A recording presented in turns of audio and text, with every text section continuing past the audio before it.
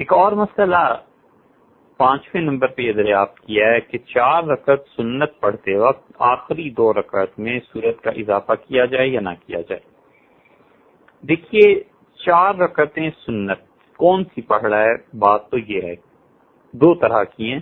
4 رکعتیں مؤکدہ ہیں جیسے ظہر سے پہلے،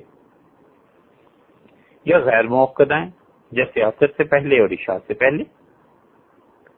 تو اگر سنن مؤکدہ ہیں جیسے کہ ظہر سے پہلے کی 4 سنتیں ہیں تو اس میں آخری 2 رکعتوں میں سورت کو ملانا واجب ہے.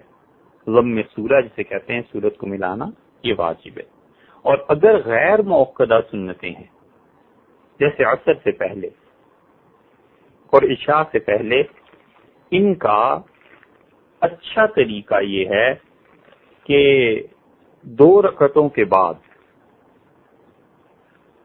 درود شریف جب بیٹھتے ہیں تو تحیات للہ سے لے کے درود شریف اور دعا تک سارا پڑھیں، صرف سلام پھیرنا ہی رہ جائے.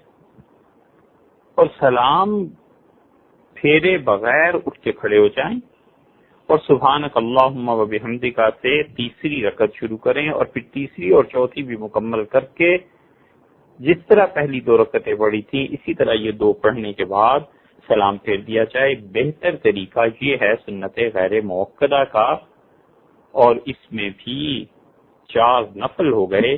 اس میں بھی دونوں جو رکعتیں ہیں آخری اس میں سورت کو ملانا پڑے گا. سورت کا نہ ملانا آخری 2 رکعتوں میں یہ مسئلہ صرف فرض کے ساتھ ہے.